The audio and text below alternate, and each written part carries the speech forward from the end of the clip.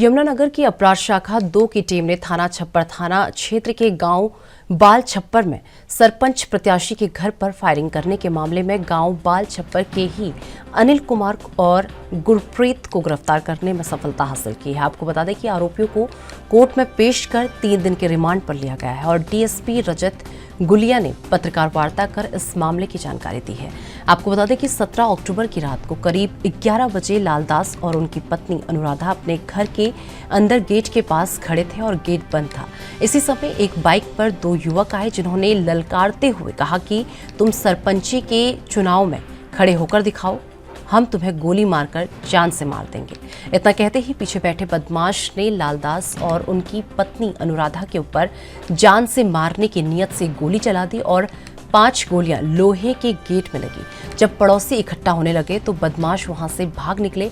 वहीं डीएसपी रजत गुलिया ने बताया कि इस वारदात की साजिश यूएसए में रह रहे गांव बाल छप्पर के निवासी दलजीत ने रची थी। उसी के कहने पर गुरप्रीत और अनिल ने शूटरों को पैसे दिए थे। जैसा आपको पता है, अभी बीते करीबन 2 सप्ताह पहले एक गांव बाल छप्पर में फायरिंग का इंसिडेंट हुआ था, जहां हमारे जो पंचायती चुनाव हो रहे हैं उसमें एक प्रत्याशी के घर पर गेट पर फायरिंग करी गई थी और धमकी दी गई थी कि इलेक्शन ना लड़ने के संबंध में। उसी संबंध में एक थाना छप्पर में हमारा मुकदमा दर्ज हुआ था। उसी मुकदमे के चलते कल 2 लोगों को गिरफ्तार करा गया था। उनमें से एक गुरप्रीत सिंह है, निवासी बाल छप्पर का, तथा दूसरा अनिल कुमार है, वह भी निवासी गांव बाल छप्पर का है।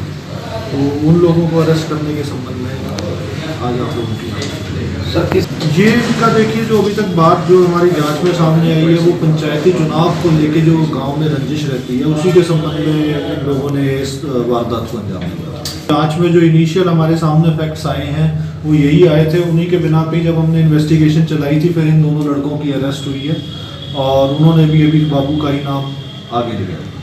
नहीं, शूटर्स और हैं। अभी इनको रिमांड पे 3 दिन को इनको रिमांड पे लिया गया है। जो उनकी डिटेल्स हैं फिर जैसे हम आपके साथ साझा करेंगे। अभी कितने 2 लोग गिरफ्तार सर?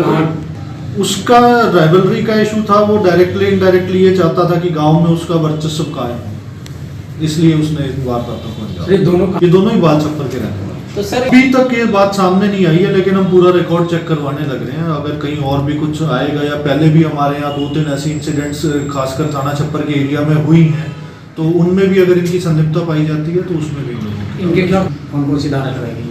अभी इनिशियली जो 307 में मुकदमा दर्ज हुआ था और आर्म्स एक्ट और 506 की इनमें धाराएं थी, और आगे भी जैसे जैसे जो कुछ और चीज़ें हमारे सामने नहीं आएगी तो वो सेक्शंस भी अकॉर्डिंगली आएंगे। अभी तक देखिए चीज़ सामने नहीं आई है कि डायरेक्टली हम कुछ कह सकें। आगे जैसे इन्वेस्टिगेशन बढ़ेगी तो फिर हम उस चीज़ को